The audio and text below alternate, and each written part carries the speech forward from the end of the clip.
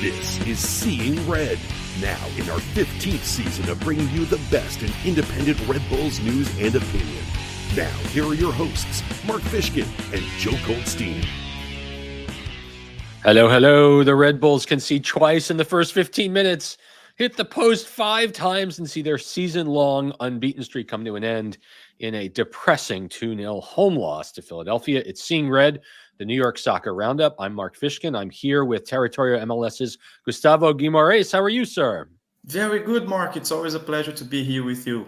Thanks for being back. If you're watching us on YouTube, please like and even better, subscribe. We are tantalizingly close to 500 subscribers on YouTube, which is a major milestone. So if you have it in the goodness of your heart to hit the subscribe button, we would be very, very appreciative. All right.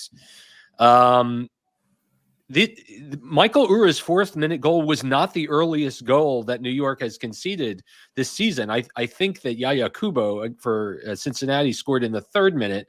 But after Taibarabo hit it in the 13th on a seeing eye ball to the low corner, it really, I think the Red Bulls were completely shocked on Saturday night. Yes, I think the momentum was completely gone. The atmosphere was electric prior to the game. The stadium was beautiful. But then when the second goal came, it was like, oh my God, game is over. And that's crazy when you've got 75 minutes to play and you've got Andre Blake, who made 4 incredible point blank saves in this match. 3 of them in the first half where you think, okay, New York turns it around. They were able to equalize or get another opportunity. Cam Harper had a great shot. Manuel had a couple of shots that were saved by Blake. And then the woodwork.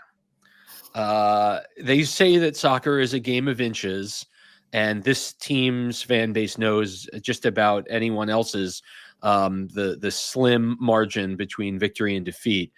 I don't know what the odds are on hitting the post or a crossbar 5 times in a match, but, you know, in a second half, which was all Red Bulls, out shooting Philadelphia 10-4. And listen, Philadelphia didn't have to go forward with all that frequency in the second half. They were just trying to preserve their 2-0 lead. New York took 21 shots in the match, and just 4 of them were on frame. 4 of them. Yes. Philly, on the other hand, had 7 of 12. And really, that's the story. Yes. And I've never seen all of my life going to attending soccer matches. I've never seen a player hit the post, the woodwork 3 times in the same match. Elias did that. And I was like, oh my God, for real? Yeah. I can't believe this. There were great chances created. Yes. 1 goal would brought the Red Bulls back to the game, but unfortunately, it wasn't meant to be. Felipe Carballo made his Red Bulls debut, playing the last half hour of the match.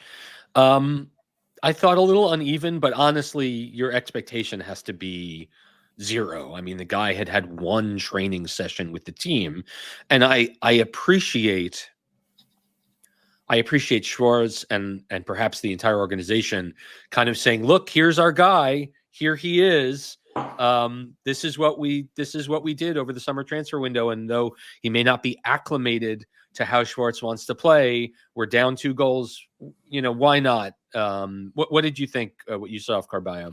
I think he was okay. Nothing really special. We had 30 some minutes to play and display what he can do. It came to a point where he got a ball in the midfield and he's running towards the left side, and then he tries to cross the ball to the right side where he sent it straight to the sideline. And then I thought, oh my God, yeah, he definitely needs more time, you know, to get used to his players, to his colleagues. But overall, it was okay. Nothing to brag about, but nothing to talk bad about him. He showed character. He got the ball a lot of times, and that's good. He didn't hide from the game, and I liked it. Yeah, nice. A lot of nice shots of Carballo with fans after the match as well. I think he's excited to be here. I'm looking forward to him being certainly more integrated. great news, obviously, for the Red Bulls. And, stop me if you've heard this before, but Serge Goma makes his first appearance in a very, very, very long time for New York. And, while he obviously didn't make an impact on the score sheet, I mean, this is a kid that has had probably as tough a 2-year stretch as any 19 or 20-year-old. I mean, he is finally back. He's finally healthy. I would imagine. I mean, there are plenty of Rebel fans, to be clear, that are ready to move on. He's a young guy that has a huge heart, and he's really just getting going. So just seeing him back on the field at all was, I think, a benefit. And it gives I like what Schwartz did. If you're not going to win the game, clearly the game was difficult to come back. At least give the guys a chance, some minutes. And he did that with Ngoma, he did that with Hall, and I was really glad to see those two on the field. Yeah, I mean, that's a time for first team, reps and minutes in a game where there isn't a ton of intensity left. New York continues to try to just get back in the match. Red Bulls are shut out for just the 7th time in 27 games this season, and the 12-match unbeaten run at home in the league comes to an end. But at the end of the day, despite this stretch of, I think the Red Bulls are 2-1-7 in their last 10 league matches. City lost and Charlotte lost. And so New York, despite a unimpressive run in the league, remains in 4th place, which is good enough for a home playoff spot. 7 matches to play, but the top 3 in the East are really starting to pull away now. They're 7 points behind Columbus, who's in 3rd, and the Crew have 2 matches in hand because of all the extra games they played in Champions Cup and other competitions. And so it's pretty apparent to me, Gustavo, that, I mean, 4th place, unless something radically changes and Columbus falls out of the sky, which I do not anticipate, they have to be considered MLS Cup favorites, even with Miami ahead of them. They're in such incredible form. They won the Leagues Cup. They're currently holding 2 trophies, right? MLS Cup and Leagues Cup. And I'm not looking forward to that decision day match, which may be very important for the Red Bulls for playoff positioning. But I think 4th is our ceiling this year. I would be concerned with the teams behind coming closer to us than getting closer to Columbus. I don't think it's just like you said. I agree with you. It's kind of like hard to improve the position right now, but 4th is a realistic place to be. But they better watch out for the guys coming behind. This kind of lucky that happened in the last match day. We may not see it again, or you can't count on lucky and on luck. And let's hope for better results, and let's hope, please, strikers, find the back of the net. I mean, right, lather, rinse, repeat. Here's a look at the remaining schedule for the rest of the season. We're down to 7 games remaining this Saturday against Kansas City, and we're about to get into that. Their last trip out of the Eastern time zone to Chicago next week. As you can see, 3 of the next 4 at home, and say what you want about dropping the unbeaten run, but they can still continue to have a very, very strong home record, and then matches at Toronto and Atlanta, and then Columbus. I've been asking each of our guest hosts about the remaining schedule. Gustavo, how many wins do you see here? And I say that a bit tongue in cheek, given the team's challenge of putting away opponents. I see at least 3. SKC, it's a home game you have to win. Yep. It's possible to beat Chicago too. And I would count a win against Atlanta, not so much against NYCNC because it's a derby, and in a derby everything can happen. Yep. But I would say at least 3 wins. All right. Of course, we know that.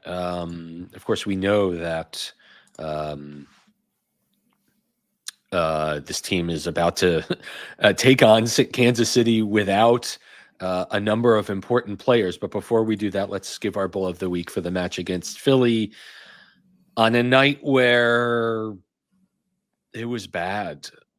I mean, did anyone stand out for you here? No, not really. Not really. Because if you're really going to look at the players, I liked a little bit of what Daniel Edelman did. He, again, didn't hide from the game. We know all of his limitations, but at least he tried. But overall, I think the first goal, he left a lot of space to McGlynn behind him, and then Niels too. So I would go with the fans. The stadium was beautiful. The atmosphere, it's a big crowd. You know, Viking Arms were playing Queens in the parking lot. So I would clearly give to the fans.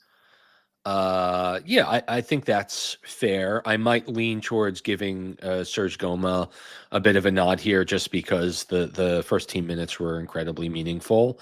But if you showed up at Red Bull Arena on a night where it was supposed to rain, and I think the skies stayed mostly dry, of course, Saturday will be no different with 45% rain in the forecast, the only rainy day of the last 2 weeks. All right, let's talk about SKC, and we can do that here. Here we go. Saturday at 7:30, the Red Bulls host Peter Vermees, former Metro, and SKC in the Red Bulls' final Western Conference match of the season. SKC is having a very poor MLS season. They've won only 7 times. They're 12th in the West, and that is not in a playoff position. They're 15 points and 15 places below the Red Bulls on the table. They've scored 44, but conceded 52 times in 27 games. And doing the math, that's not good. They've only 2 wins and 2 draws away from Children's Mercy Park. I believe that's what their stadium is still called in the league. And they're tied for 4th in goals conceded per match, and that's not a list where you want to be near the top. And even more important, they're tied for 3rd in the league in goals conceded after the 75th minute with 17, and 10 of those 17 goals changed the game state. They also, I guess, really have a challenge getting into the box and having penalties called because they've only been awarded 2 penalties all season long. 2 themes for the Sporks. The first is Peter Vermees is by far the longest tenured coach in MLS. He's been the head coach for 15 years. He was 2 years SKC as a player. He's a coach that began his coaching career in the mid-2000s. And I think his tactics may be stuck there. And he has had plenty of success in SKC. But, you know, if not for a late surge last season to get into the playoffs, he may very well have been dismissed. And this year, it just really hasn't been happening for them. And we'll see when we get to the lineup. There's been, frankly, they're graying without a whole lot of reinforcement. Stingy spending. Stop me if you've heard this before. As you can see, the squad has hardly been bolstered in the winter and the summer. They've signed just 3 players, and it's shown in their results. Vermees really took this team from Arrowhead to the new stadium. He's been there this whole way. They look very likely to miss the playoffs, sitting 9 points below the line. That said, they're 3-1-1 in their last 5 MLS games.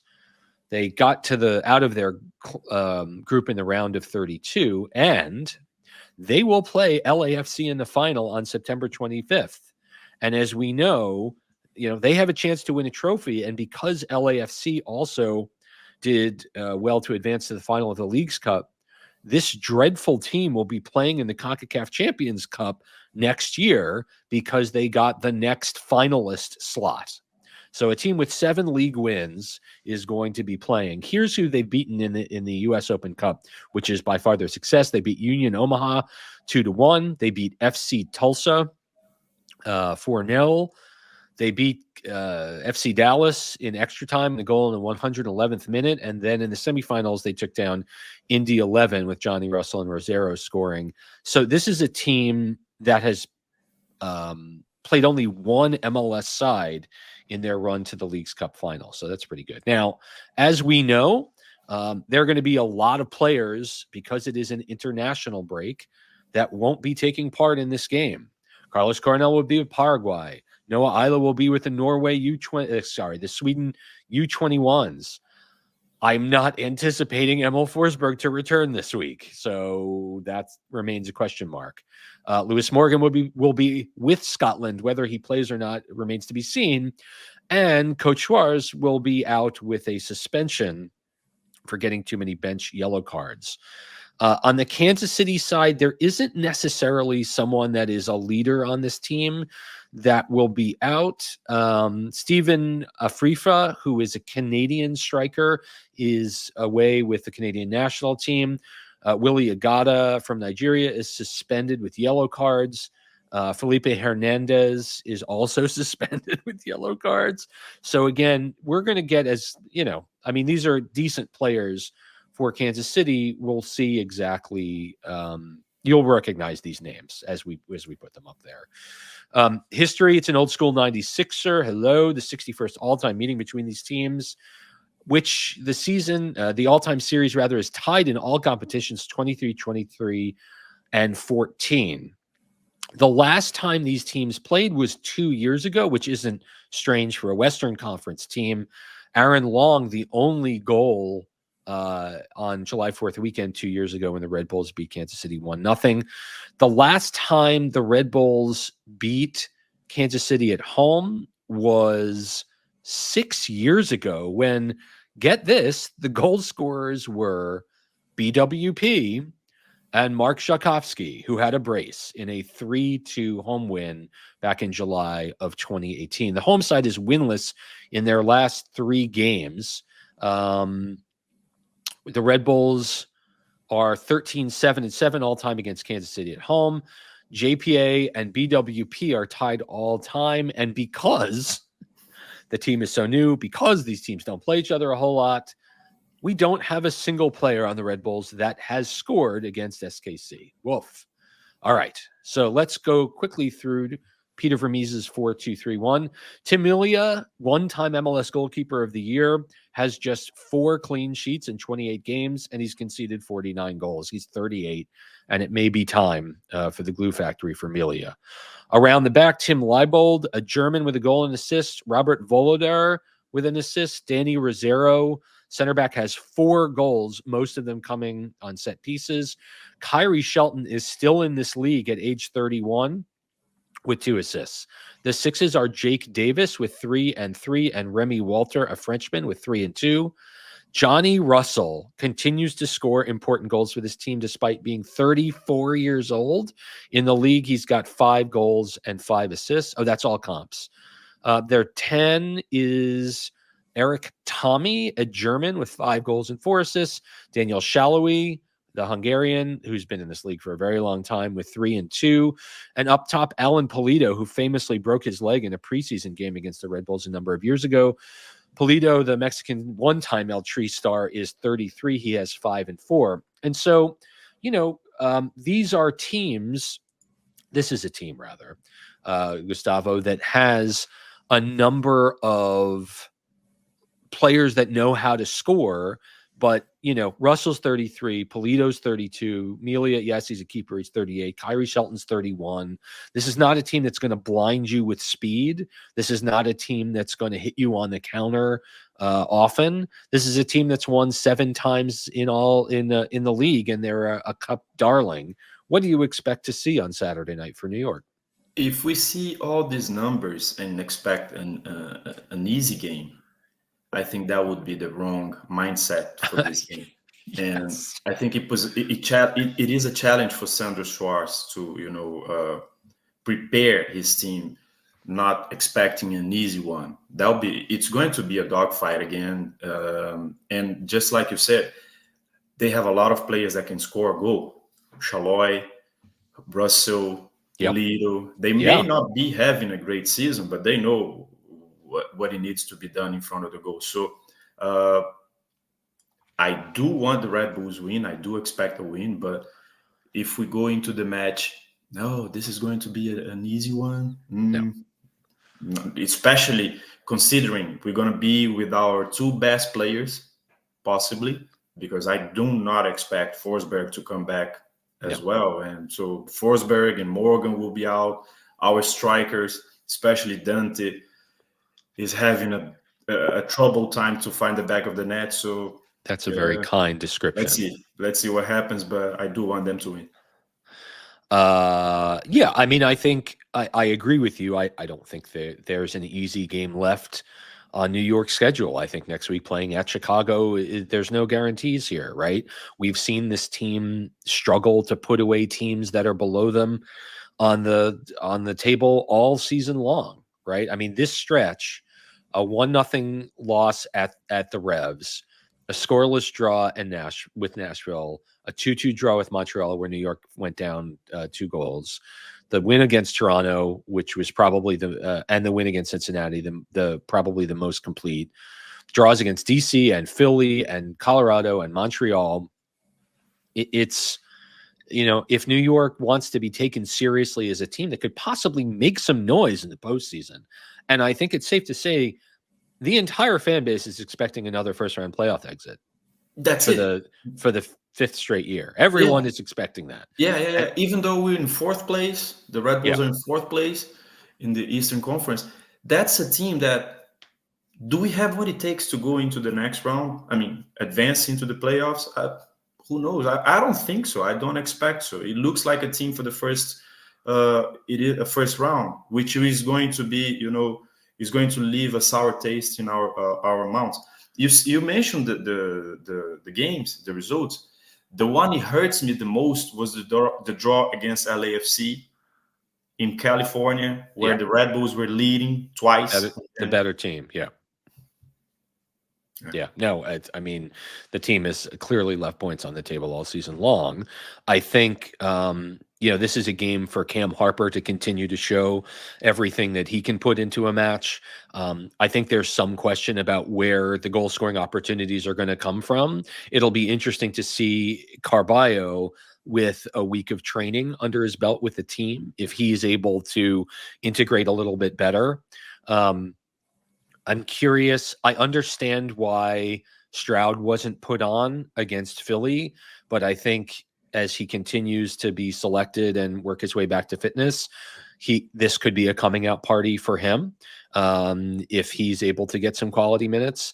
But yeah, I think defensive focus from the first minute is absolutely key, given what happened against Philadelphia. And I don't think, while Kansas City's strikers are a veteran team that knows how to score goals, I don't think they're as a dangerous attacking team as Philadelphia was.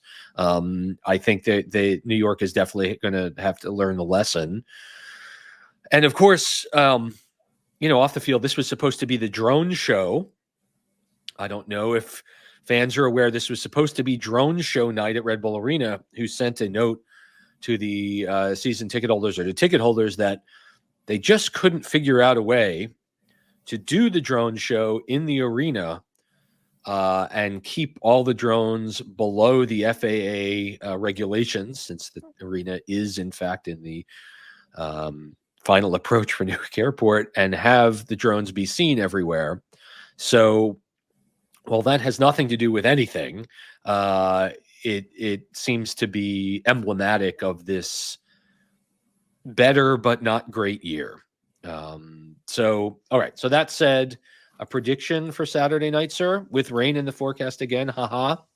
I'm gonna call a 2-0 win with Harper scoring a brace.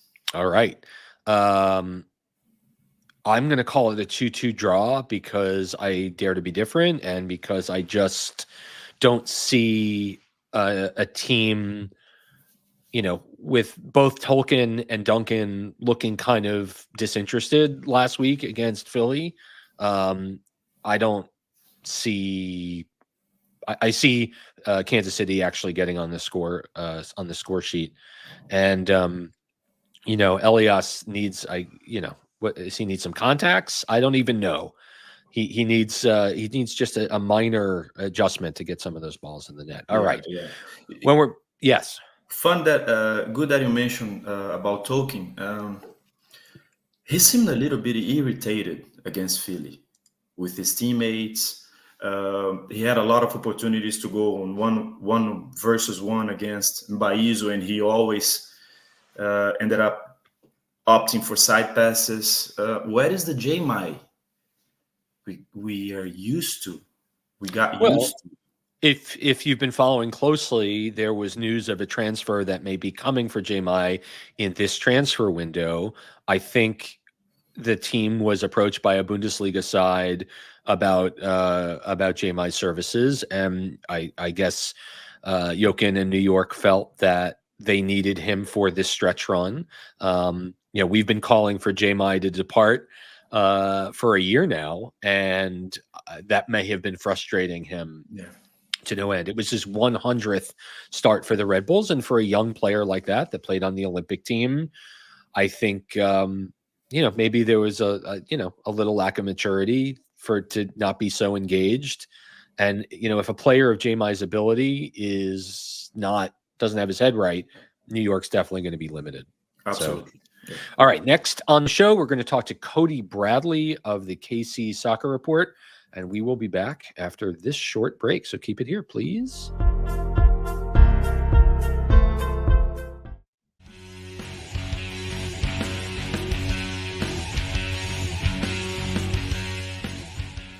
And Seeing Red, the New York Soccer Roundup. It's an old school 96er where the Red Bulls about to tangle with the Sporting Kansas Cities, the Sport, as we lovingly refer to them.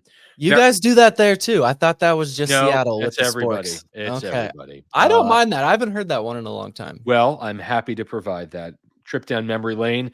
It's CODY BRADLEY, editor at KC Soccer Journal, making his Seeing Red debut. CODY, how are you tonight? I'm doing very well. Thank you for having me. It's my pleasure. We haven't played you guys in a couple of years. They've been some kind of lean years. Let's start here. Is Peter Vermees, former Metro, is Peter Vermees washed? What's happening? See, I'm happy to come do a show with another 96 club. It feels good. The old references makes me happy. Good. Yeah, it has been arguably like the two darkest years, at least in recent memory. Things have not been going well, starting with a lot of injuries last year to our most expensive players, the small rosters in this league that is always hard to get over. But things got way worse than they should have. We were looking at the wooden spoon there for a long time. Oof. And there are people who have been a long time Vermees out, and I have not been one of those. I do have plenty of respect for what he's done in the league for all of these years, but it did get way worse than it should have. He never lost the locker room or anything like that. I don't think he's even come close to that, but it has been some dark years for sure. Yes, and you can hug your MLS Cups and your Open Cups and all the prizes that you have won when things get dark. And I got to reach back for them now. It's getting a long time ago, but I will cling to them. Yeah, well, one would be good. One knockout competition would be good one of these days. So he hasn't lost the locker room, but yet 7 wins in the league. The team is, I think it's safe to say, not likely to make the postseason. So I guess the question is, what has gone wrong? And if it hasn't been Vermees being the problem, then what is it? So this is where it gets complicated because Vermees wears or has always worn two hats. That's right. There's Peter Vermees, the manager, and then Peter Vermees, the technical director. Right. Now, you can argue Peter Vermees, the technical director, has not made rosters that are good enough the last 2 years, and even losing 2 of their best players. And that would be hard to argue against. Right. But if that is the case, then Peter Vermees, the manager, has over the years done incredible with a ragtag band of people that his technical director has put together. He has seen a lot of success with it. I think that Peter Vermees system that they cling to so hard does help in these times where our roster is not the quality of the rest of the top of the league, but it's not even close. But there is a sense that on any game that everyone knows their role, everyone will fight for every second to be on the field in their position, and that they're gonna have a chance. Now, yes, they've been beaten by Columbus like 3-4 to nothing, but We have one going of in, those. We have one of those. going in, it feels like you've got a chance. So that's been the difficulty here in Vermees out. Because which Vermees out? Vermees out entirely. What exactly are we talking about? Because now this year he has stepped back from the technical director role. But of Okay. course, this is still the roster that he put together. That due to the run last year, they were so bad. Injuries came back, went on a crazy run. One of the most memorable seasons in our club history to defeat St. Louis in this Yeah, two-leg that's a big playoff. deal. That was amazing. In their first year, that was incredible. But that run led them to believe, hey, this team isn't that bad. Like if Polito is on the field, if all these guys are out there, then they can compete. They were the best team in the Western Conference for like 2/3 of last season. Right. And so they believed that the team was good enough. They didn't do anything in the offseason, and Polito stopped scoring goals after he signed a new contract, and here we are. Funny that. I remember when Polito got hurt in the preseason against us a couple of years ago. And, I think that statement notwithstanding, I mean, he has shown that he can get it done even at 33. When Johnny he's Russell, working for a contract, that is. noted. That Johnny was the Russell thing. is 34 and still can score some big goals. New York doesn't usually have players over 30 on their roster. Smart. There's a flip side to that, playing an average roster of 23 years old. Right. But in terms of experience and toughness and all that good stuff, how is this team going to face up when the traditional Red Bull teams of 2015 and on have pressed guys into the ground? And while that surely isn't exactly going to happen under Sandro Schwartz or his assistants because he's suspended for the match, like, can SKC play out of a hard press with guys that are a little long in the tooth? Yeah, they haven't been. The answer to that has been no, not really. So I don't have a lot of confidence going into this, but I mean, especially there's a key player that they have in the midfield is likely to still be out. Nemanja Radoja, he, the holding midfielder, Yeah. he just is a calming presence there that keeps them possession in the midfield. He's going to be out, and yeah, I have questions about how they get the ball up the field. Alan Polito, when he does start, he feels the need to come way back into the midfield to get involved, to get the ball, to get it going up the field. And sometimes he's quite good at that, but then he makes that pass down the wing, and then we don't have a striker in the box. So nothing ever comes of it. So yeah, do I believe that they can beat that hard press, especially without Radoja in there. Yeah, New York will be without a couple of important players. Carlos Coronel is away with Paraguay, and Lewis Morgan will be in Scotland. A rumor today that he might, there's interest from him overseas, which is not great for Red Bull fans. And Noah Ayla, our first-year defender, will be with the Swedish U21 team. So I'm sorry, what about Forsberg? Forsberg hasn't played since before the League's Cup. Right. Yeah. Okay. So he's still out. Yeah. It's well, we'll hear for sure tomorrow, but it's unlikely that he'll be back for next week. Okay. But the DC United won the Wooden Spoon in 2013. They also won the Open Cup, which made their season, I think you can argue, a success. Kansas City has qualified by reaching the Open Cup final, where they'll play LAFC. They've made it to next year's Champions Cup by the luck of having some very, very good teams that are in multiple championship finals. What has the Cup run done for the season? Falling uphill, baby. I love it. I don't think no one is more optimistic about the team or the league or any the team in the league or anything like that. But a lot of people are like me. Hey, we fell into this with some lower league teams, and we got to this final. It's fun. We get to play in a final in our darkest days. Last season, we thought it was rock bottom, the worst thing that could ever happen to our team. and then we had the most fun ending of the season in the playoffs. This year, oh no, it's even worse, and we still somehow scrape out a final, and they at least gave us that. So I'm holding on to that. This run is fun, but what has it done for the team? Honestly, nothing. Going into this, everything has been so bad. We got the word from ownership that the rebuild is coming. It will eventually come. Okay. Vermees is here to stay no matter what you want. We just re-signed him. He's here to stay. Rebuild is coming. So if they win this, they're not all of a sudden just going to be like, oh, well, that rebuild we were talking about, never mind. We're a great team. We're going to keep rolling with this. I don't think that's going to happen. It's just, dang, man, it's fun. We have something to hold on to here. We have this game and then one game against St. Louis, and there's really nothing else we can hope for.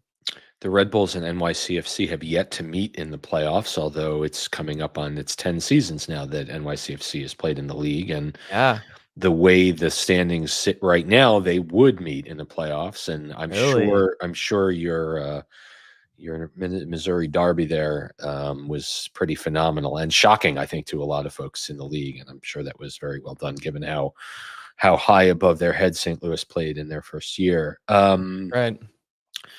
So, and I also wonder, right, I mean, since Kansas City's had a ton of success over the years, I still see 4'8" Latif Blessing jumping defenders 8 feet taller than him to get to that header in the 2017 Open Cup final.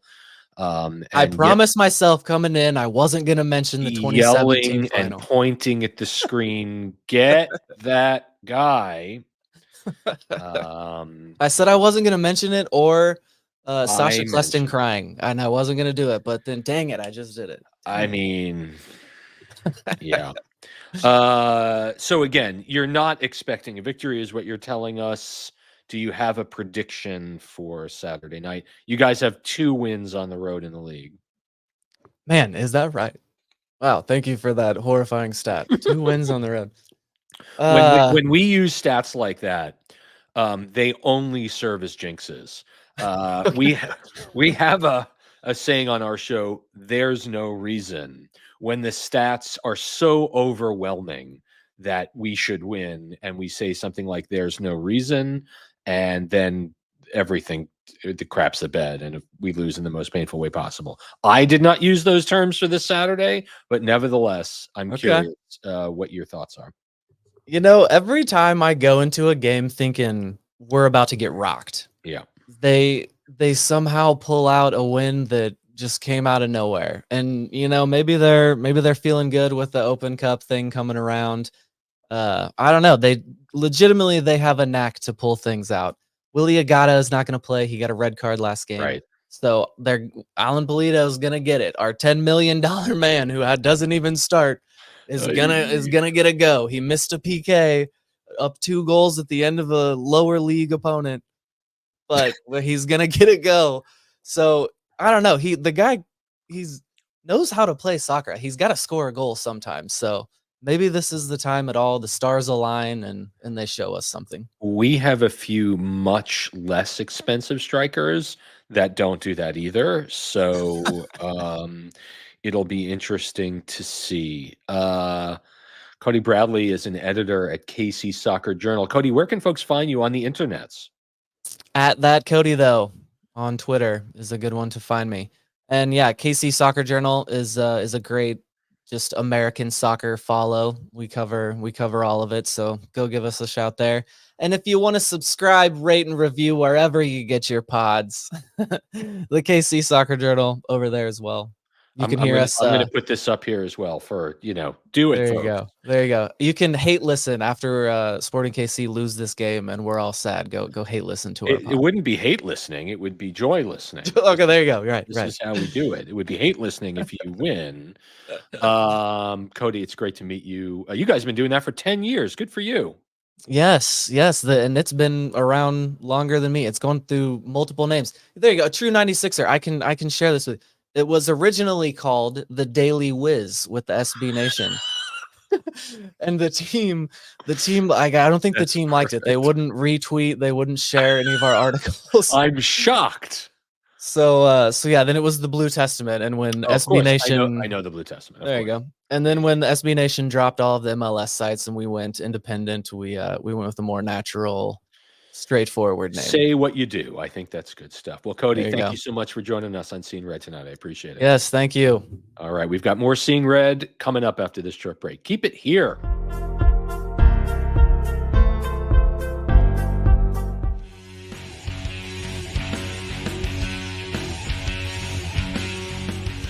All right, we are back on Seeing Red, the New York Soccer Roundup. Red Bulls getting ready to take on the Sporks of Sporting Kansas City. As always, you can email us at seeingredny@gmail.com. We encourage you to do that. Usually expect a little more email after a loss, after a distressing, disappointing loss. One email this week, it's from our friend Connor Naspo, who says, "Hey, Mark and Gustavo, I hope the week's gone well. I'm terribly disappointed with our performance against Philly. Blake obviously said his prayers because God was on his side with the amount of chances hitting the woodwork or going just wide. The issue, again, was not being able to score, which is a problem we've known for a while. I think our defense was not good. They were able to weave through and send runs into the box with ease. I know it was only our first game for our new signing Carballo, but am I the only one who thinks he had a rough debut? You are not. Lastly, I know we didn't get a striker in the transfer window, but I think we have so many players coming back from injury, the problem won't be as apparent. I'll be the first to say I've got faith in Manuel. I think it can easily be our goal scorer once the right pieces are put around him. Keep up the great work, Joe. Get better soon. You're in our prayers." That's Connor Naspo. Thank you so much.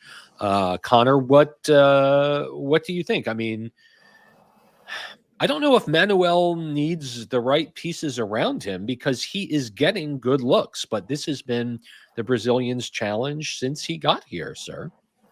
Absolutely. And this time he cannot even complain about the lack of minutes. The guy is playing a lot this season. He's finding a lot of minutes. He's on the field pretty much every single game, and he needs to do a better job. Clearly, you can't miss so many chances. You have the opportunity of your lifetime. You just got to find the back of the net. It is as simple as that. Do a better job. He has 6 goals on the season so far, which again is not nothing, but in a match where, you know, Morgan's going to be away, Forsberg's still on the shelf. They're going to be playing with Ryan Mera. We're going to see Andres Reyes next to Sean Nealis in the center of the defense.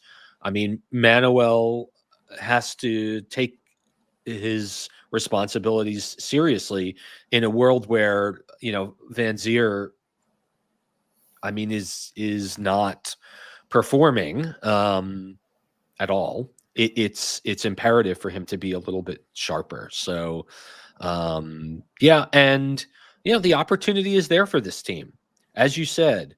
With 3 or 4 wins in the remaining 7, New York will put themselves in position to get the home playoff spot. And in theory, if in a few weeks Forsberg will be back, and let me put up the remaining schedule just one more time, just so we have that to take a look at. Here we go.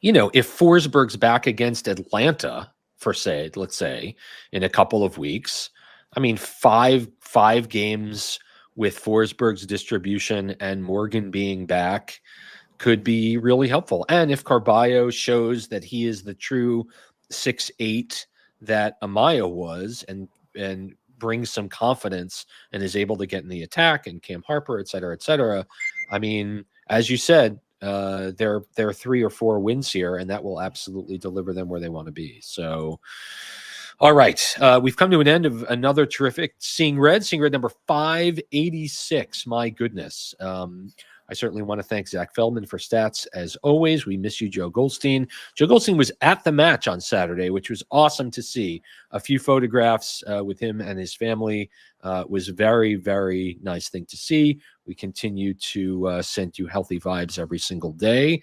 Gustavo calls Saturday's match a 2-0 win. 2-0 win. Ryan Mara with the clean sheet. I'm going to call it a 2-2 draw, which will be depressing, but this is the world in which we live in. Thank you so much for watching to episode 586 of Seeing Red. Have a good night, everyone. Bye-bye.